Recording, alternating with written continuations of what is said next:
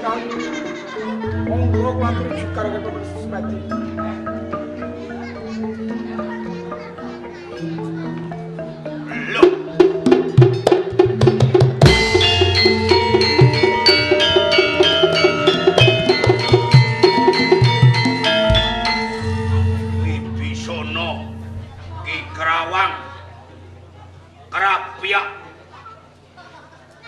Wani munggah ana ing sanggar pamujah. Monggo aku lagi mahalun meminta marang Gusti Kenggelar Jagat muga kabeh keluarga lan sedulurku saengga aku diparingi pangapura kabeh dosa lan kalupaan. Ana apa? Kakang pangapunten sakderengipun Kakang. Jalaran kula sampun wani jugaraken anggenipun Kakang Lontang mempen Semeti. Mergi niki wigati Kakang. Wigati? Nggih. Terus wigatine apa? Semarang niki geger Kakang. Semarang geger? Nggih. Apa bocah nom-nom padha tawur? Boten ana angin gedhe ugi boten. Terus gegere Semarang Wonten kabar menawi Guru Agung Siti Jenar seda wonten Demak Bintoro. Guru Agung Siti Jenar seda.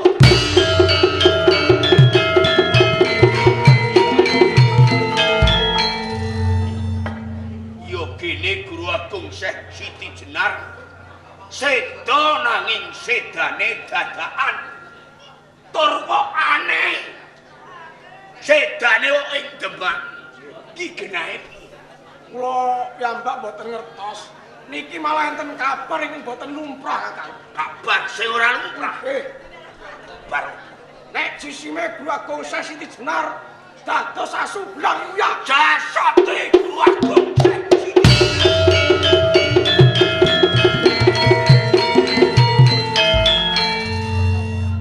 aneh jengen menungso mati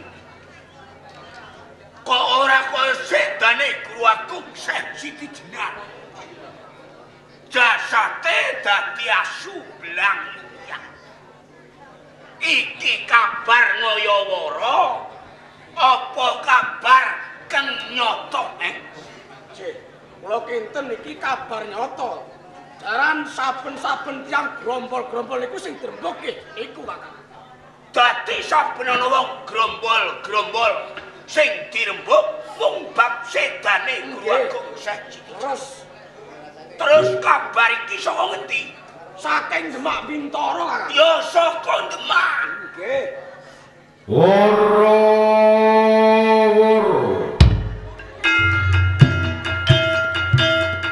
Woro-woro meneng dhisik. Nek menawa ana sambung rapat woro-woro iki kanggo kawula ana ing Semarang. Lemah Bang, Kerndosama, Grobogan lan sak kiwa temene. Kang mandegani woro-woro iki Makdum Ibrahim Yosunan Benang. Isine woro-woro yen to wektu dina iki Syekh Siti Jenar ya Syekh Lemah Abang luput mungguing peranatan ing Kasultanan Demak Bintoro. Mula Syekh Siti Jenar nampa hukum pancung ing Demak Bintoro. Patining Syekh Siti Jenar, patining Syekh Siti Jenar, jisime dadi asu belang yumyang, asu belang yumyang.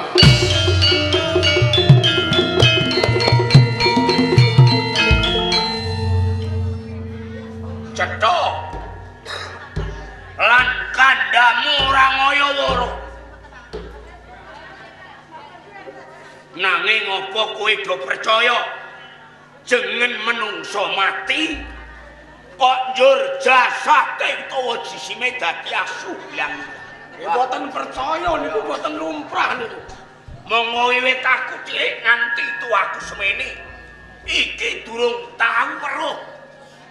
Senajan kae wong murtad wong bejijak nanging mati jasate ora dadi asu blang. Yen kowe ora percaya apa ya mung cukup meneng kaya ngene. Apa ya trimo yen gurumu dipitnah karo menungso sing ngene. Bebasan kula cilik digedhekke bodho dipinterke karo guraku Sesi Jenar. Menawi bener-bener guraku Sesi Jenar menika dipun klenah tiyang-tiyang Demak Bintara. Kula kepen ngudi tuwa sedane guraku Sesi Jenar. Yen ora trimo pancen bener kaya ayo ngene ae. Yen kowe ora trimo bareng-bareng melu aku ning Demak. Sing alu gawa alu, sing linggis gawa linggis. Yen pancen mengko wong Demak ora bisa mujudake keng satana. Demak rese.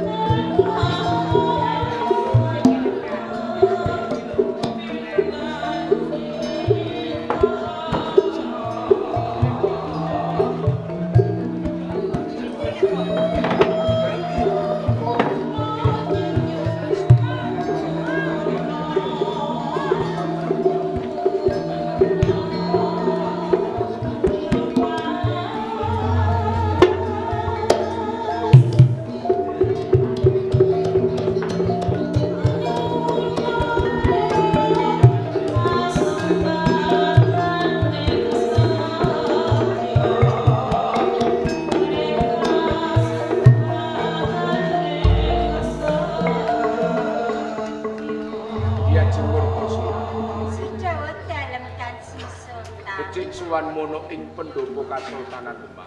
Kares ing sambi kula sembah sungkem kula mugi katur Cincu Sultan. Gawe bombong lan pungkuke penggalih ingsun. Mung puja pangestuning suninggal sira Tapa. Sanget tanggen kula nampi mugi dadosaken jimat ingkang garwa. Penak nanggo nulung. Mustakaken dawuh. Dika Kakang Makdum Ibrahim. Paring dawuh. Salam taklim kula katur Kakang Makdum Ibrahim. Kula tampi mugi-mugi nambahi kekiyatan, nambahi iman saha takwa, boten katilaran tiyang sepuh caos taklim katur Sultan. Salam lan taklimipun Kakang Makdum Ibrahim. Sampun ingsun tampi mugi murakapi sedaya nayaka lan kawula wonten ing negari Demak. Amin amin ya rabbal alamin. Kula aturi lenggahing kemraiku.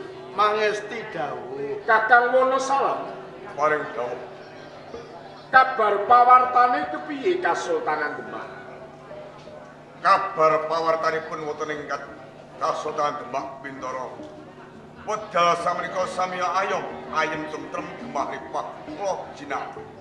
Lungguh kengepenak Namo mati dawuh. Kakang Makdum Ibrahim Paring dawuh Sultan. ingkang dados penggalian ingsun sedanipun Sesi Jenar wonten ing negari Demak jengandika mara warakaken dados asu belang luyang.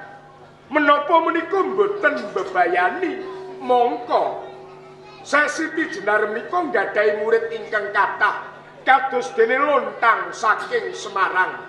Menawi piyambakipun boten narimakaken gurunipun Sesi Jenar wonten gugur wonten ing negari Demak dipun wara-warakaken dados asu belang yuyang menapa mboten badhe bebayani Kakang Maktun Ibrahim. Bismillahirrahmanirrahim. La in syakartum la ajidanakum wa la in kafartum inna adabi lasadid. Duh Kanjeng Sultan, saderengipun tiyang sepuh matur ingkang kanthi kathah, monggo sami sareng-sareng muji syukur ngersa dalem Gusti Allah, Gusti ingkang Maha Murah. Mugi-mugi tansah pikantuk barokah. Amin. Alhamdulillah ingkang sami lenggah. Mugi-mugi pikantuk rejeki ingkang barokah. Dalu punika alhamdulillah boten dipun paringi Jawa. Rejeki ingkang barokah kala wau mugi-mugi saged kangge tuku tegal sawah. Nggo dandani omah. Nggo mbayar bocah sekolah. Dene sisane kena nggo ziarah Mekah Madinah. Alhamdulillah. Amin Allahumma. Amin. Ketoprak ngiras pengajian. Duh Kanjeng Sultan, sampun dados tekating manah pejahipun Siti Jenar kula biwarakaken dados asu belang yuyang. Pancen murid-muridipun Siti Jenar sengaja kula pancing. Kula pancing ben cepak nesune gedhe rasa mbeler atine supaya Islam ing tanah Jawa luwih ing Bintara Demak ora kaprail-prail. Jalaran Siti Jenar menika tiyang ingkang kumalunggung. Piyambakipun perangane wali ing tanah Jawa. Anggenipun siar agami Islam menika mawi tataran ingkang langkung inggil, tataran makrifatullah. Piyambakipun ngangge kawruh tasawuf, ilmu kebatinan Islam. Menawi wonten salah tunggalipun murid saking Krendasawa ingkang piyambakipun masgul penggalipun, kula ingkang badhe tanggel jawab sak wetahipun. Pikajenganipun Kakang Maktun Ibrahim menika sae. Ampun ngantos sedaya para nayaka lan kawula wonten ing negari Demak menika nyesrep ngelmunipun Syekh Siti Jenar. Nanging monggo kula aturi menggalih menawi kedadosan menika boten enggal kakubur tertamtu ing mangkenipun bebayani sedaya para kawula lan nayaka wonten ing negari Demak ingkang boten ngertos perkawisipun piyambakipun nderek menggalihaken bab-bab ingkang timbul wonten ing negari Demak. Kakang Maktun, menawi pemanggih kula babar pisan boten bebayani, monggo kula aturi nyinaoni dhateng kedadosan sedasa taun ingkang kapengker. Bupati Girindra Wardana saking Keling Parerenan ingkang piyambakipun saged ngrubuhaken Majapahit. Adipati Girindra Wardana saged katumpes tapis tanpa tilas. Menapa malih namung sak murid-muridipun Syekh Siti Jenar menggawe kula tiyang sepuh suwe pijet kuing ranti angel malih kasta menawi namung perkawis murid muridipun Siti Jenar Sultan. Assalamualaikum. Waalaikumsalam warahmatullahi wabarakatuh.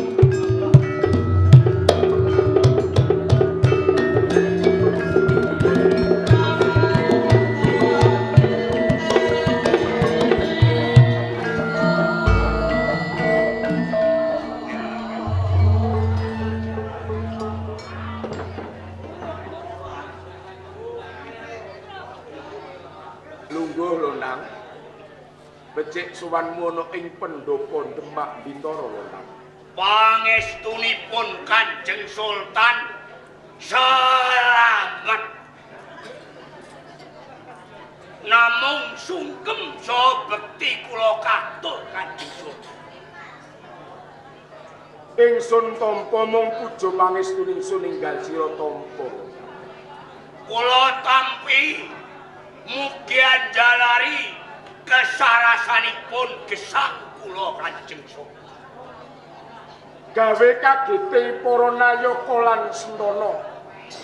Dene sliramu wani munggah ana ing pendopo Kasultanan Demak Bintara. Coba yen ana kawigaten, apa kawigatine enggal sira matur Nang. Sowan kula wonten ing Kasultanan Demak namung badhe nyocokaken kabar. Ana kabar apa Semar? Jalaran Semarang niku geger. Semarang niku horeg Kanjeng Sultan. Gegeripun Semarang boten wonten angin.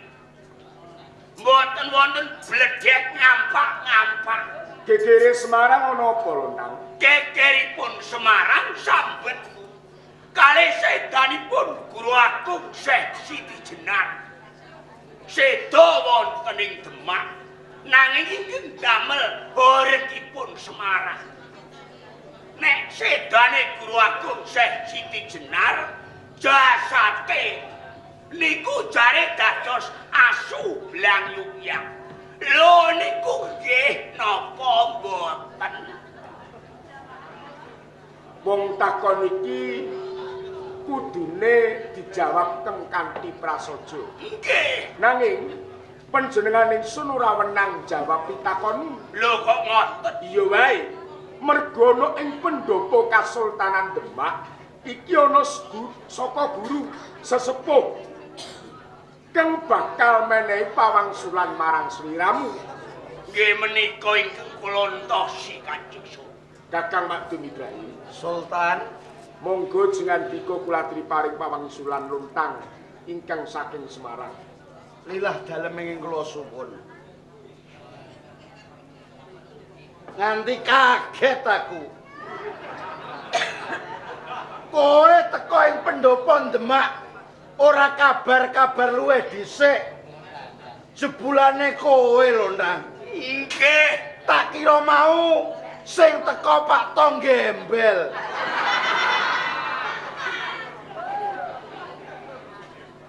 Londra, dawuh Kanjeng Sunan Bonang ingkang minulya. Ababmu le.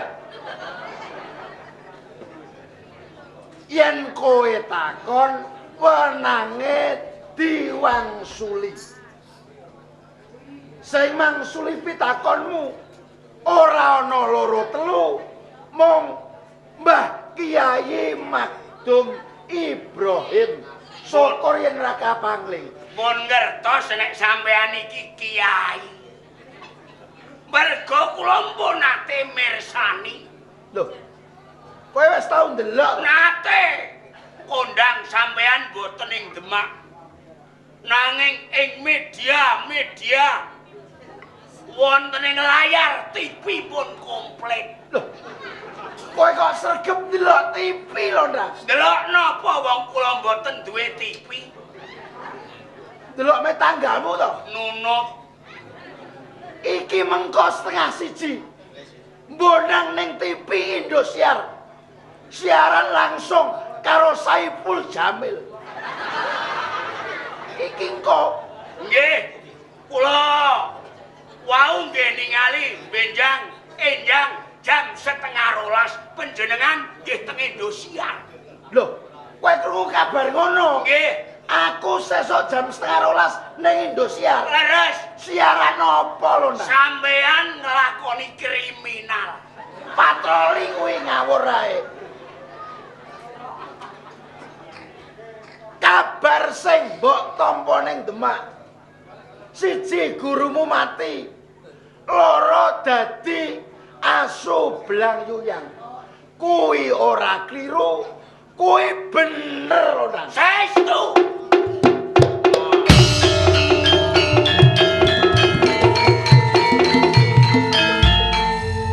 Nuwun sewu Kanjeng Sultan. Iya lho, Nang. Ngadeg mawon kersane cetha. Medeni wong. Walah kula mboten gendruwo kok medeni wong. Dados sedanipun Guru Agung Syekh Siti Jenar dados asu belang yuyang estu. Bener. Yakin? Yakin. Hakul yakin. Sinaosa panjenengan yakin. Saengga aku yakin. Nek kula kok mboten percaya, blas mboten percaya. Loh. Dasarmu apa lho? Lah, dasar kula maton tur gumathok. Saderenge Guru Agung Syekh Siti Jenar seda niku gedhe-gedhe rumiyin kula nate dipun wucal. Anggenipun mucal ngangge kitab suci Al-Qur'an. Ungelipun innalillahi wa inna ilaihi raji'un. Asale menungso iki ora ana, kalamun mati bali ora ana. Asale menungso iki saka panguasane Gusti Allah, kalamun mati bali ana panguasane Gusti Allah. Gak nggih. Nang. Iku ora sopan. Aku iki warung kok Mbak Bintoro. Lah kula ana Aja mbok elok-elokne perkara iki. Enggak. lenggah kenging sampean. Aku sampe gaget aku. Leres napa mboten? Sampeyan nek ngarani guru kula niku tiyang Islam ta mboten? Yo wong Islam. Lah sampeyan Aku malah mbah-mbahane wong Islam. wih. Mongko guru kula tiyang Islam mati dados asu blanyu. Benjang nek sampeyan mati nggih kula dongakne. Alhamdulillah. Kowe sinajan ta ora muridku. Kowe ora tau nyantri ning Bonang, kowe isih gelem ndongake aku lho, Nak. Donga kula mugi-mugi benjang Kanjeng Sunan Bonang nek mati mayite muga-muga dadi celeng.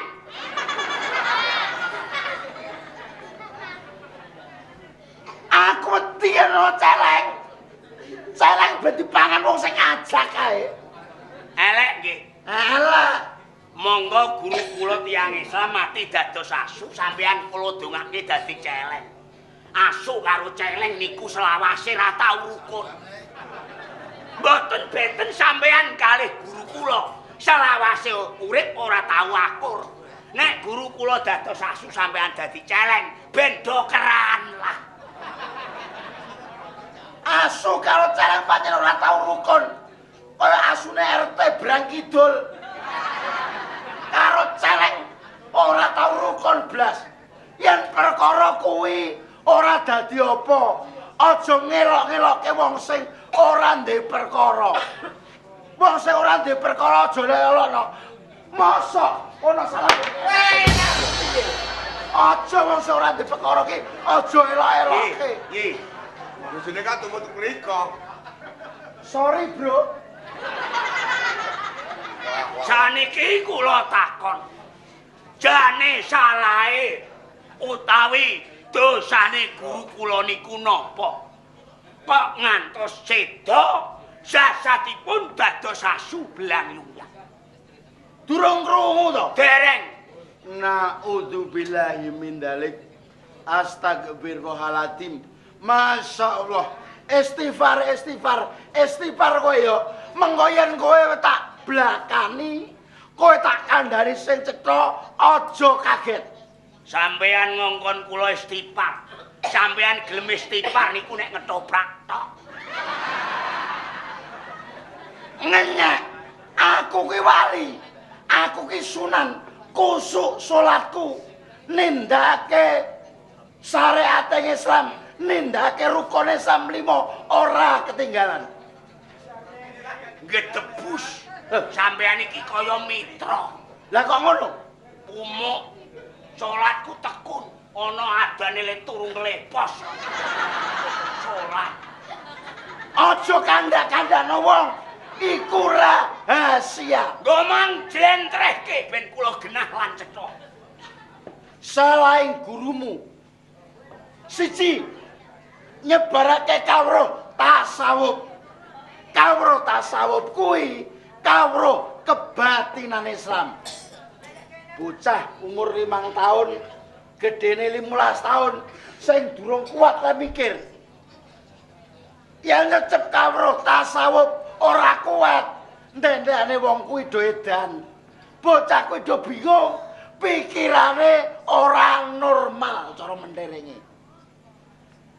Kang kapindho, gurumu sing diwulangake kawruh ora kawruh syariat Islam ning kawruh ma'rifatullah.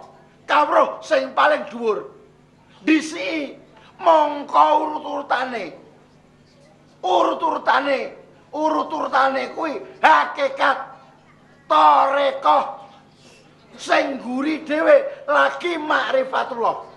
Lah rene gurumu ora padha karo wali-wali liyane. Kuwi dianggep luput sing gedhe. Ana luput sing ora di ngapura. Gurumu ngaku-ngaku Gusti Allah. Merga rikala ana rawuhe Sunan Kudus.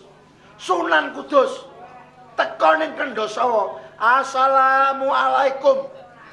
Wangsulane sing ana, waalaikumsalam. Ki murid Kendhasawa ya, aku tak kepengin ketemu karo Siti Jenar. Wangsulane guru kula Siti Jenar mboten wonten. Engkeng wonten ingsun. Sunan Kudus bingung.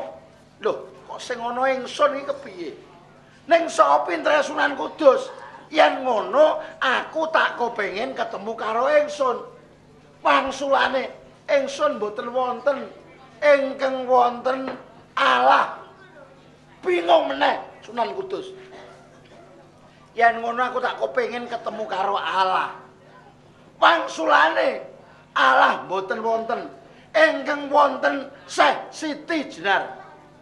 Lah yen ngono aku tak kepengin ketemu karo Syekh Siti Jenar. Njupuk Syekh Siti Jenar metu saka pondok pesantren. Jagongan karo Sunan Kudus. Nganti bantah nganti 35 dina ora rampung. Ketoprake niku suwengi napa 40 dina. Bantah kok 35 dina.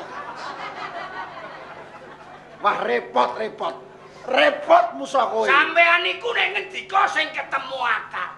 Tanggapane ketoprak sedina suwengi bantah kok 35 dina. Embake. Ngoten. Ketoprak ora mudeng. Aja melu kene, melu ketoprak Sukarjo kono ae. Ta melu ketoprak Pengkol kowe. Kandhani wong. Sakwise bantah ora ana kerampungane. Sunan Kudus ora kekakean akal, ora kurang akal. Terus ninggalake Kendhasawa. Teko nyang Demak, matur kersa dalem Kanjeng Sultan. Aku seksine yen Siti Jenar ngaku-ngaku kalamun dhewene Gusti Allah. Dadi timbali ning Demak Bintara. Pradata Kukum Bintara Demak mutusake reneng Siti Jenar ki wong sing wis angel didandani. Pidana wae. Pidanane ora liya pidana pati. Sakwise dipidana pati. Telung dinane malih wujud dadi asu belang yuyang kuwi. Mriki caket kersane cetha. Sampeyan te omong perkutuk kaya uduk. Kula mboten percaya babar pisan. Malah nek kula rasake niku sing goblok mboten guru kula, ning sing goblok sampeyan. Aku wali kok anggap goblok kuwi piye? Wali ngenten sing goblok barang ah. Sapa wali sing goblok? Sampeyan. Syekh Siti Jenar ora ana sing ana ingsun. Ingsun ora ana sing ana Allah. Sampeyan ngarani guru kula. Wani ngaku-ngaku dadi Gusti Allah. Nggih. Iya, ingkang dipun kersakaken guru kula. Syekh Siti Jenar napa ingsun lan Allah niku mboten saged pisah. Kenging dipun westani asma musama. Nate mireng agiki aku. Sampeyan anjen wong goblok kok. Asma musama. Asma menika jeneng, musama keng jenengake. Ora ana jeneng Gusti Allah nek ora ana manungsa sing jenengke ngoten lho. Gusti Allah lan manungsa kados dene bale lan longane, srengenge lan sorote, manunggaling kawula lan Gusti. Kawula sapa? Kita sedaya. Gusti Allah Ta'ala. Sunan iku anggen kaya togok ya ora mudah.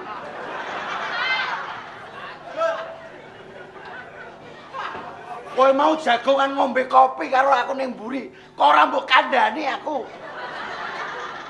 Lah nek tak kandhani kok ora jeneng wong bantah. Sunan kaya togok blas ramu. Sakniki nek sampeyan ngarani guru kula mati dados asu. Yakin? Yakin, aku yakin. Mergo perkara matine gurumu ki disuceni wong Demak kabeh. Aku malah melu mangku. Sing mangku ndase ki aku. Sampeyan iya mangku ndase guru kula. Cetha nek sampeyan iki Sunan Ajis, Sunan Karam. Lho, lah kok bisa Mangku ndas asu. Sunan Ajis, Sunan Karam, mangku ndas asu. Neng Pripun? apa? Yakin? Lho yakin. Kula sumpah wani. Wani. Wani tenan, wani entosi secelok.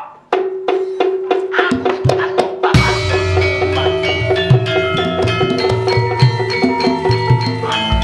Sampai biyen mula. Aku sumpah ki piye? Rodok maju kersane cetha. Aku kok sumpah tenan. Nggih. Lah aku kula nyumpah kok. Sumpah piye? Aku kula Ora nyumpah. mriki. Kanjeng Sultan dika minangka dados seksinipun. Iya.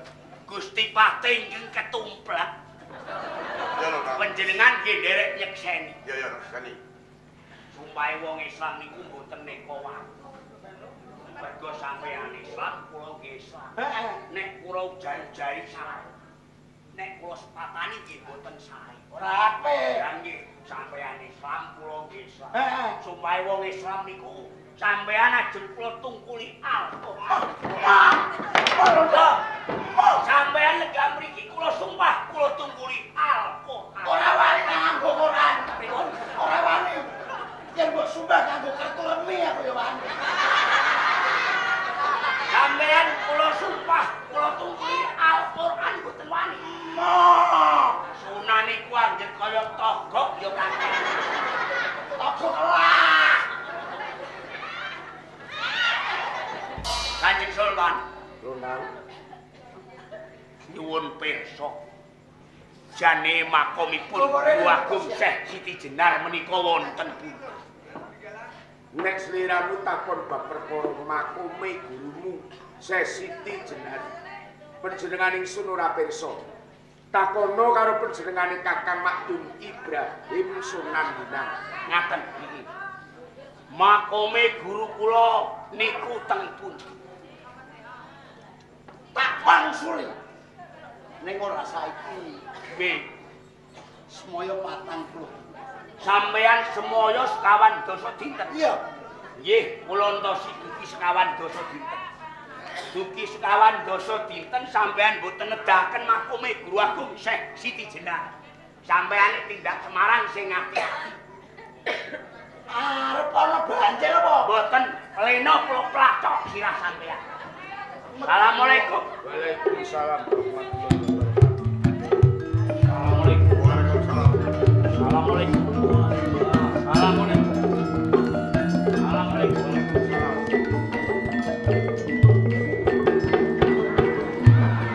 Ya sampe dene wong ora. Apa ya ora? Ya sampe dene wong. Kowe ya sampe dene wong. Assalamualaikum. Waalaikumsalam. Dene wong. Kawan dosa kita lho iki. 40 dina. Mengendhaken makome kula trok sirahe sampeyan. Dek.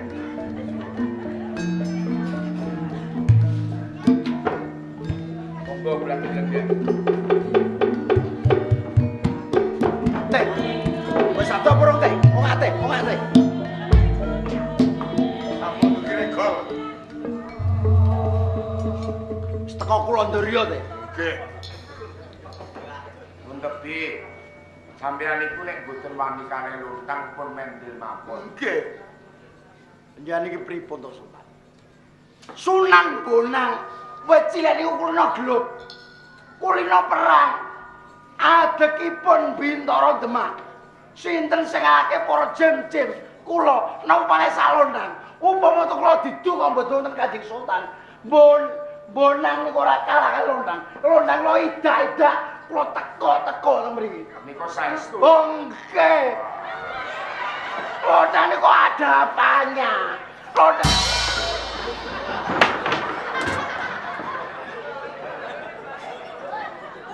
Cobi kula mang teko. Cobi kula mang idak. Sampeyan dereng ngidak kula guru sampeyan protol. sapa sing muni tak teko-teko? Sampeyan Ora ngono. lah pripun?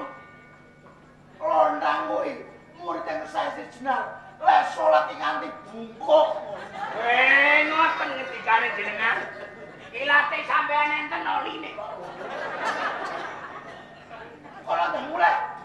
Awas, sampeyan ngrasani elek londang. Mboten sebawa cerok.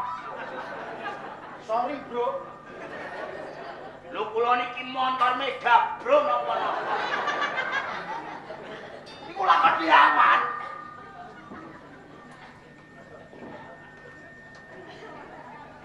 Monggo katurane. Pun gorene kula kancinge. Pun boten wonten luntang pun tepi. Luntang minggah punten ing Pendhapi Agung Kasultanan Demak.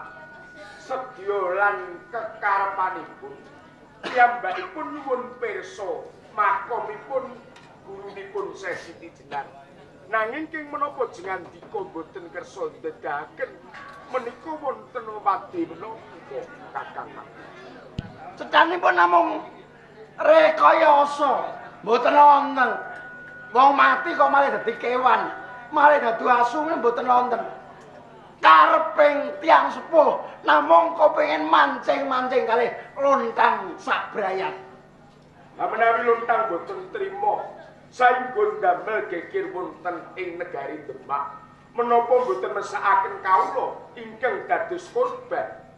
Kula taksih gadah jago. Sinten? Anak murid kula Sunan Kalijaga saking Kadilangu. Menika wonge meneng, pinter akale, pinter nyambut gawene. Oh ngaten nggih, para salam. Aldawa. Temekono Kadilangu. Panjenengan ingsun ngersakake Kanjeng Sunan Kalijaga suwanana ing pendhopo Kasultanan Demak.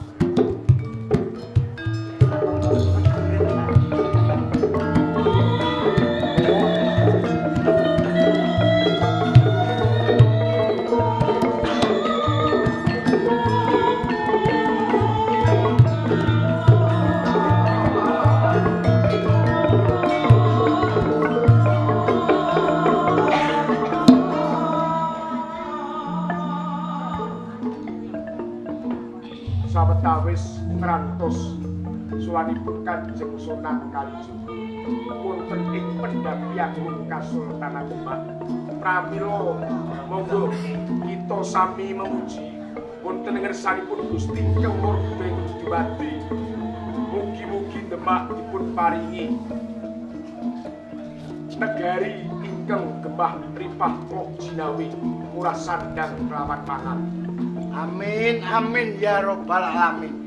Mboten maiben kadilangu kalih Demak menika lah sawetawis tebih. Kula kinten boten sakmenika suwanipun awit kadilangu kalih Demak menika ra sradi tebih.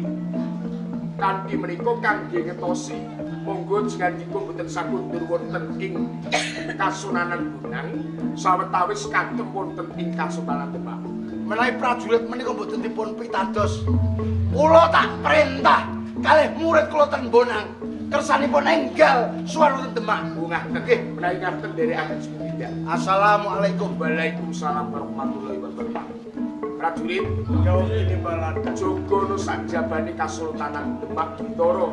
Mbok menawa ana wong-wong saka Semarang sing ujube kepengin rusak tatanan ana ing negara Demak. Makaten iki. Tinggal. Assalamualaikum. Waalaikumsalam warahmatullahi wabarakatuh.